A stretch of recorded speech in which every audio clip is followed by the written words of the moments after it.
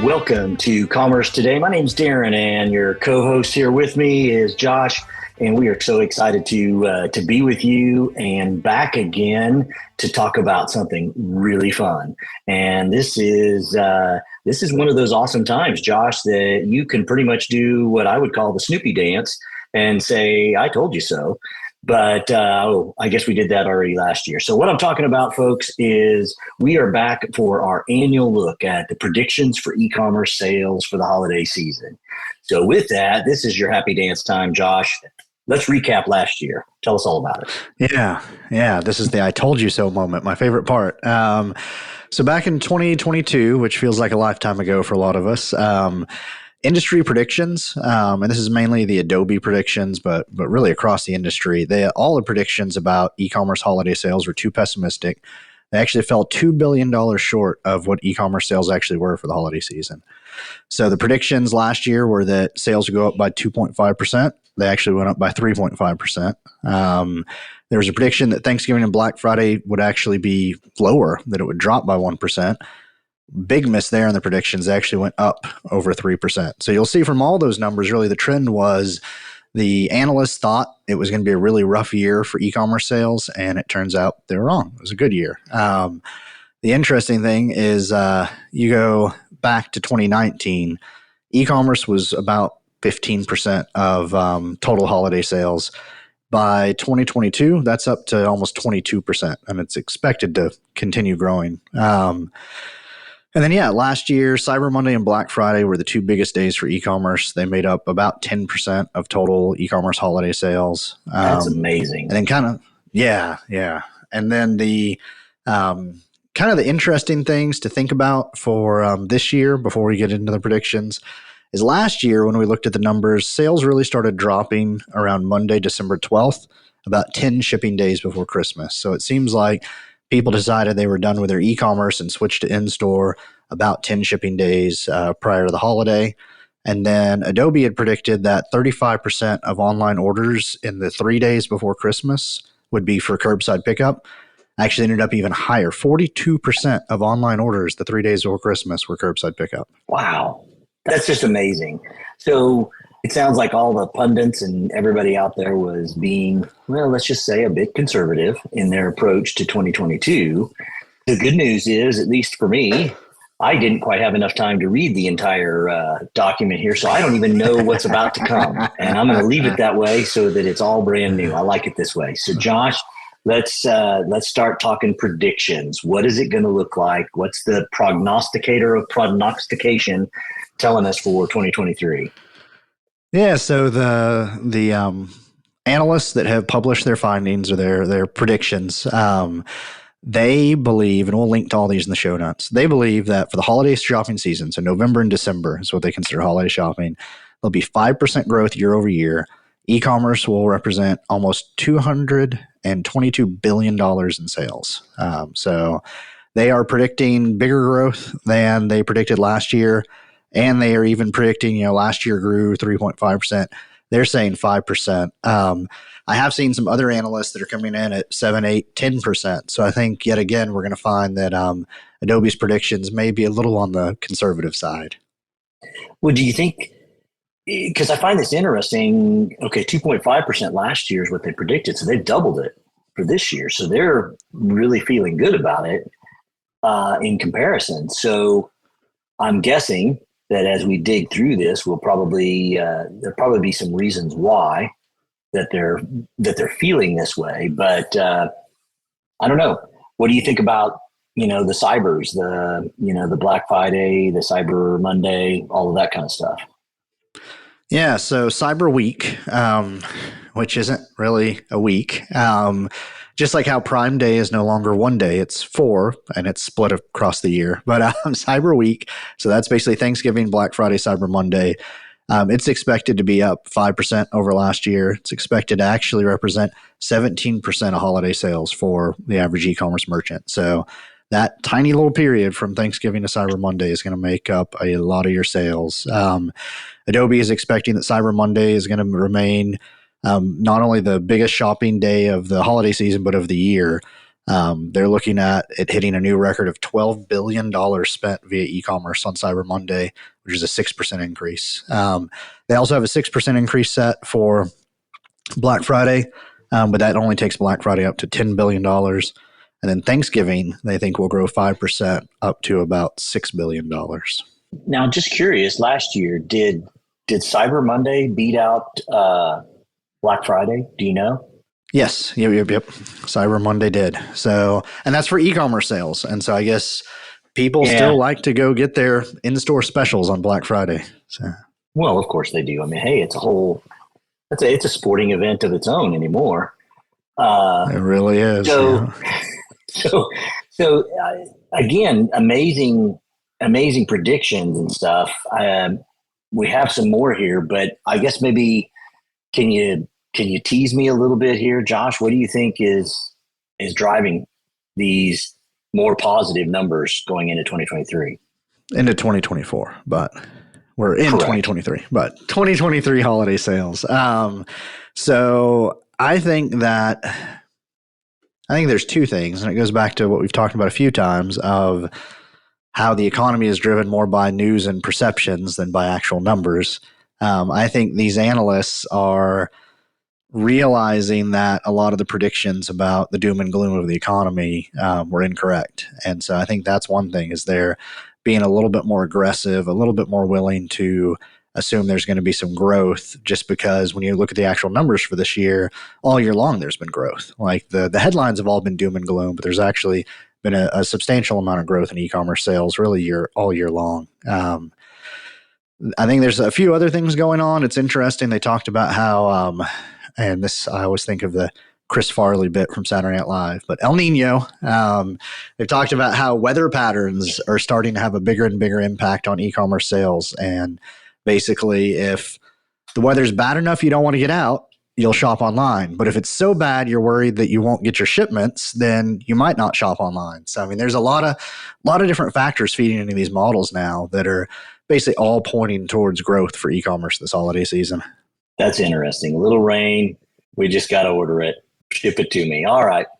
Well, so what are some other predictions that you're seeing as we kind of roll into the end of 2023?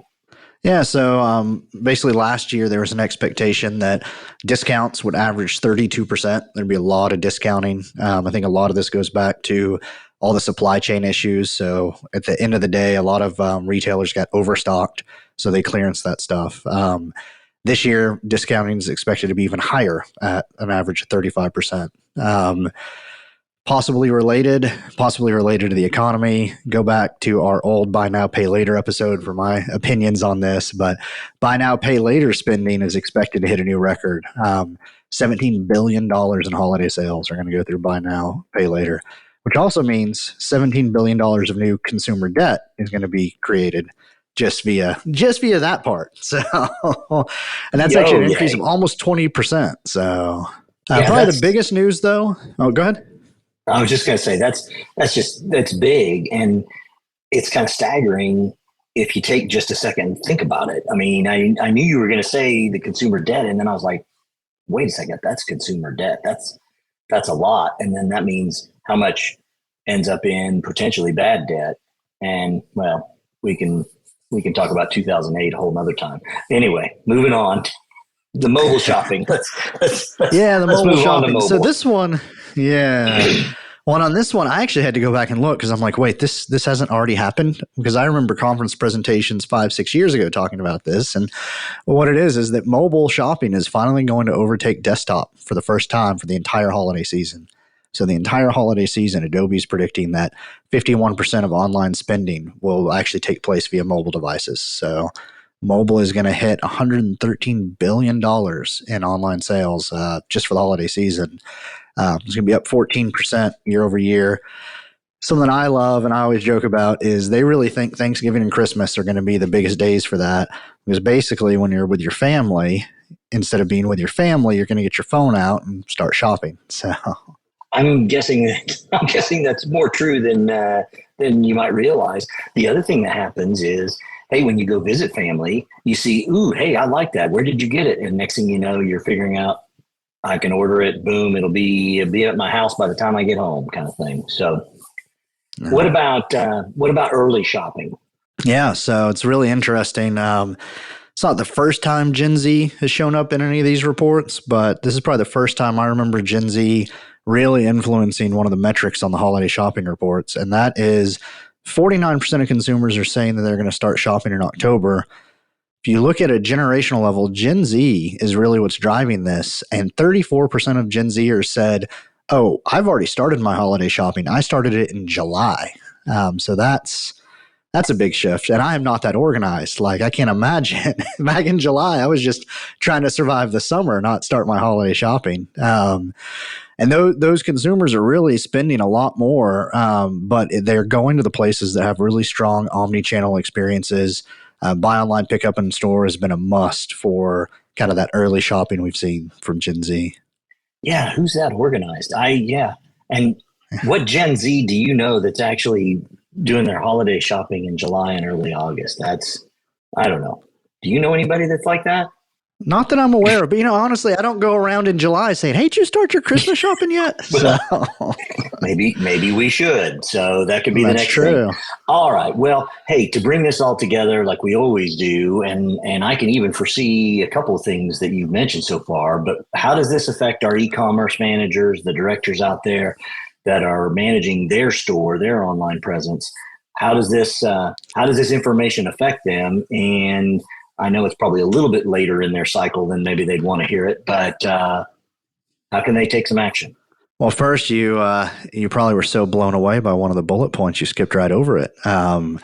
You're so used to seeing inflation. I threw you for a loop. There's one last trend I wanted to talk about, and that's deflation. If you even know or remember what that is, since all we've been talking about for a few years now is inflation. So Adobe's digital price index actually shows that for e-commerce, for online shopping, we have not had inflation over the past year. We've had deflation. So basically, last year, I know we looked at it and we said, well, wait, there's inflation. So this increase in online spending doesn't mean more people are shopping online. It just means that they're paying more.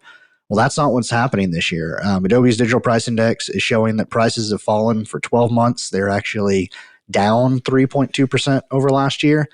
Adobe's saying if you actually factor this in, year over year growth is more like 8 to 10%. And so they are really seeing that this is new demand. This is new consumers shifting their buying online from in-store or just spending more and not spending more because prices went up. And that surprised me, seeing that basically the average price for goods online has dropped instead of increased. So Interesting. Well, and that's what's driving people to the online store, and I think that also drives a lot on the mobile because it's so convenient.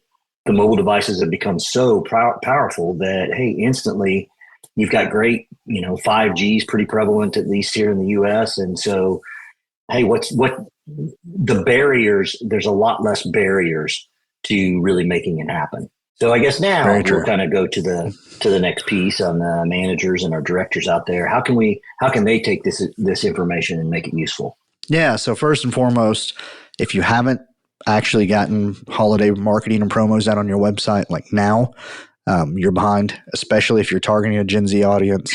You already missed those folks. Yeah. Or if you're, even if you're just using kind of the Gen Z friendly marketing channels, if you're marketing on TikTok, a lot of the competitive messaging that's out there is already about the holidays. And so if you roll in with kind of a fall promo on TikTok, you're going to stand out, probably not in a good way, because those shoppers are already seeing holiday promotions. Another big thing is while we discuss and debate the ethics of it sometimes, but buy now, pay later. You got to be offering it. You want a slice of that $17 billion of e-commerce spending this holiday season that is all going to be via buy now, pay later. And that's one that really the technical piece of adding buy now, pay later doesn't take long at all. It's more the change management, corporate approval time. So that's one that I would say, even as late as we are, kind of as close as we are to the holiday shopping season, that's something that I would consider kind of trying to prioritize getting live if you haven't yet. Another thing is just make sure your pricing and discounts are competitive. If you have kept your prices the same, then they're wrong. They're not going to win the holiday season, simply because with that 3.2% drop that Adobe's seen in pricing, and that's not discounting, that's even just base prices coming down, your competitors are offering lower prices than you are if you haven't taken a look at your pricing in a while. Do they give any segmentation at all on that price drop?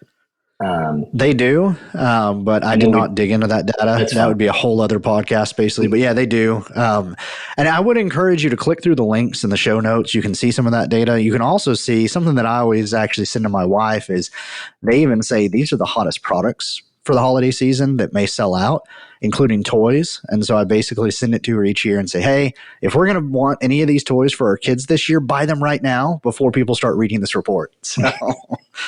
So yeah, definitely some interesting stuff, and it'll be linked. Depending on where you're watching this, you should be able to find that pretty easily. If you can't, you can go back to our YouTube channel, the Creatuity YouTube channel, find it, and it'll be there. Couple other things. So expect your traffic on peak days to be at least 10% higher than last year, and make sure your systems are ready for it. So, tune up those servers and just kind of looking at all the stats. Expect, unless you do substantially more marketing or some other big change, you'll probably see about a 10% increase in traffic. And then the last thing is put yourself in your customer's shoes and really shop your site. And there's two scenarios I thought through that I think would be really good for e-commerce managers to think through is just imagine you're standing in one of your competitors' stores, you're using your smartphone and you're price matching products. Does the mobile omni-channel experience for your store make you want to place a buy online, pick up in store order, and actually drive over to your store? Or do you just want to say, it's the site's kind of clunky, it's going to take a while, it's going to be faster and easier just to buy this from the competitor store I'm already in? And that's where you can really win out in some business. But consumers aren't driving as far or as much as they did before the pandemic to kind of get those deals. So you have to have a really compelling experience. And then this is where I hope none of my family ever watches this, but the other scenario to work through is imagine it's Thanksgiving or Christmas Day. You're relaxing after a filling meal with your family. You decide to get out your phone to either, maybe it's Thanksgiving, you're doing some of your Christmas shopping for your family. Or more realistic, it's Christmas Day and you're thinking, man, this is the stuff I really wanted, but I didn't get, so I'm going to buy it for myself. What's that experience like? That's never happened to you before, has it? Oh, never.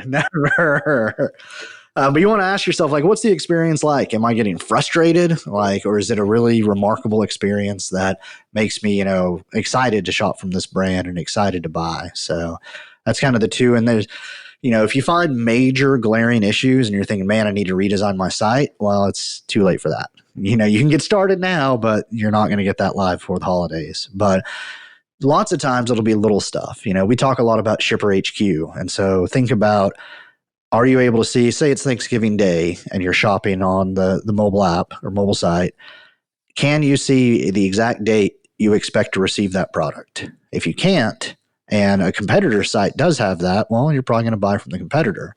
Well, that's a feature that Shipper HQ can drop in to almost any e-commerce platform. So that's those are the kind of changes, the lower hanging fruit I would look to try to implement here in the last couple of weeks before things get real crazy. That is awesome. Well, hey, let's put a bow on this and wrap it up. I mean, hey, in the long and short of it, guys, last year everybody was conservative and those numbers got smoked. This year, not nearly as conservative. They're coming in, hey, it's going to be hot. Let's hope that it stays this and maybe even better.